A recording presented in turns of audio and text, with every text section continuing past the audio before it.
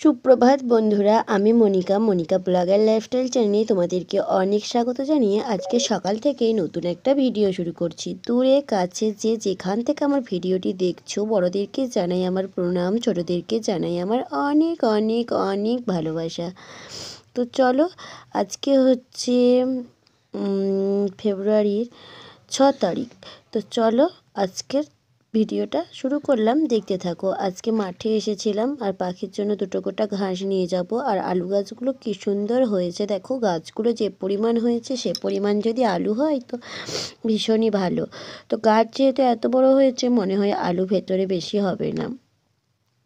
তো অনেকেই আলোচনা করছিল, তো সেটা শুনেই আমি বললাম আমার অবশ্য কোনো চাষ সম্বন্ধে আইডিয়া নেই, তো সেটা শুনেই তোমাদের সাথে শেয়ার করলাম। তো দেখো, এখান থেকে দুটো গোটা ঘাস আমি নিচ্ছি পাখির জন্য। এখন অনেক কটা ঘাসই দেখছি হয়েছে, যেহেতু মিনিতে জল দেয়া হচ্ছে আলু গাছে প্রতিদিন, তো তার জন্য। আর এখন তো সমস্ত কিছু শেষ হয়ে গেছে, পুজো পার্বণ, এখন থেকে ডেলি লাইফ শুরু হয়েছে। অর্জুনকে স্কুলে দিয়ে আসা, আনতে যাওয়া। তো স্কুল থাকলে একটু আমার তাড়াতাড়ি থাকে, 2-3 বার স্কুলে যেতে হয় বলে আমার অনেকটা সময় ওই অর্জুনের পেছনেই কেটে যায়। তো যাই হোক, সেটা আমি অবশ্য উপভোগ করি, কারণ এই সময়গুলো হয়তো আর জীবনে কখনোই ফিরে পাবো না। সব কিছুই হয়তো পাবো, ঘুমানো, বসা, শোয়া, কাজ করা, সব টাইমগুলোই, কিন্তু এই অর্জুনের ছোটোবেলা হয়তো আর ফিরে পাবো না। তার জন্য এই কাজগুলো আমি খুব উপভোগ করেই করি, আমার কখনোই বিরক্তি লাগে না। শুধু বিরক্তি লাগে কখন বলো তো, পড়তে বসিয়ে যখন পড়ে না তখন খুবই বিরক্তি লাগে।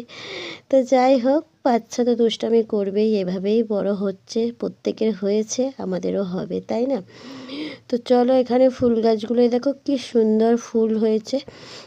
গাছগুলো না বেশি বাড়েও না, আর বেশি পরিমাণ ফুলও হয় না, এই ফুলগুলো তোলা হয় না, তাই এরমভাবে আছে। গাছগুলো না সেরকম ভালো না, আর এখানে মাটিটাও সেরকম ভালো না। তো জল দেয়া হয় তবুও বাড়ে না, কিছুই না। এই কড়িগুলো যেগুলো আছে সেগুলি ওই ফুটছে, ব্যাস এইটুকুনিই ফুল হয়েছে। যে অনেক এক গাছ ভর্তি করে ফুল হচ্ছে এরকম কিছুই না। তো চলো, পুঁই শাকের গাছগুলোতে মিচুলি হয়ে গেছে দেখো। তো এখন দেখো, তুলসী গাছের এখানে এলাম, আর দিদা পুজো দিয়ে দিয়েছে। সকাল সকাল তো দিদা পুজো করে দেয় এখন, আর মানে দুপুর হয় না, সকালবেলায় পুজো হয়ে যায়, বেশ ভালো লাগে। মন্দির টন্দির ধোয়া মোছা হয়ে পুজো হয়ে গেলে না দেখতেও ভালো লাগে।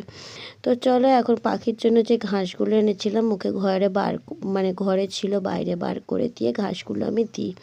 তো ঘাসগুলো দিব, অনেকক্ষণও খাইনি, আশা করি খাবে। তো চলো একটু তোমাদের সাথেও শেয়ার করি। মোবাইলে মানে ক্যামেরার আলোটা জ্বালিয়ে রাখলে না, ফ্ল্যাক্সের আলোটা, তো কিছুতেই খেতে চায় না, মানে ভয় করে আলোটা দেখে। আর তার জন্যই আমি ক্যামেরা করলেও আসতে চাই না। তো আজকে দেখি আলোটা জ্বালিয়ে নিই আর কি, এমনি নর্মাল ভিডিও করছি, আলো বন্ধ আছে। তো এখন খেতে আর নামে নাকি সেটাই দেখবো। তো চলো, তোমাদের সাথে আমিও দেখি, কারণ পাখির খাওয়াটা দেখতে না বেশ ভালো লাগে। তো দেখলাম ও নেমে এলো, আর নেমে এসে দেখো খেতেও শুরু করে দিয়েছে, কি ভালো লাগে না? আমার এখানে 3-4টে পাখি ছিল, সব একটা একটা করে মারা গেছে, এখন এই একটাই রয়েছে। তো চলো, ও একাই থাকুক। তো এ চলে গেলে আর কোনো কিছুই মানে পাখি আর তো পুষবই না। তো যাই হোক, খেতে থাকুক, খাওয়া দেখলাম। তো পুজো দিয়েছে, পুজোর ওখানটা একটু দেখে নিই। তো গাঁদা ফুল যেহেতু রয়েছে এখন, তো গাঁদা ফুল দিয়েই পুজো হচ্ছে, আর তো সাদা ফুল ফোটে না, তাহলে আর কি ফুল হবে, মানে গাঁদা ফুলই আছে। আর এখানে দেখো কালী ঠাকুরটাও আছে, খুব যত্ন করে পুজো দিয়ে দিয়েছে দিদা।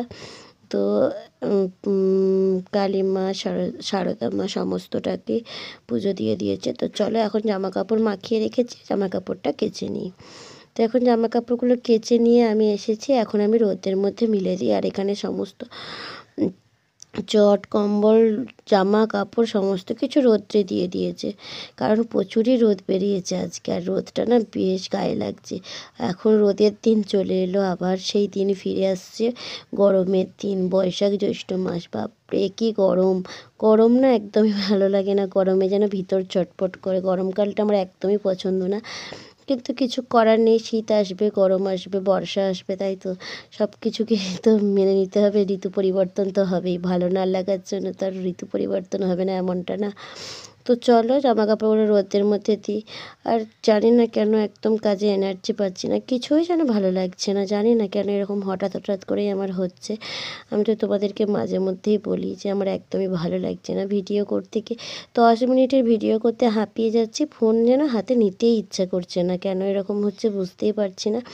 তো কাজটা তো একদমই ভালো লাগছে না, জানি না কেন কবে আবার কাজে মন দিতে পারবো। তো মাছ নেওয়া হয়েছিল, মোরলা মাছগুলো বাছলাম, ধুলাম, এখন রান্না করব। ফুলকপি আলুর তরকারি করব, মাছ ভাজা করব।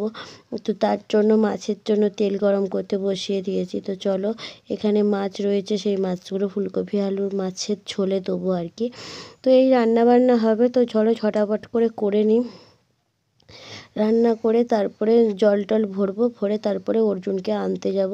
দেখো মাছ দিয়ে ফুলকপির তরকারি আমার প্রায় হয়ে এসেছে, ধনেপাতাও দিয়ে দিয়েছি, এরপরে নামিয়ে দেবো। আর ছোটো মাছগুলো এদিকে ভাজতে দিয়েছি, ছোটো মাছগুলোও ভাজা হয়ে যাক।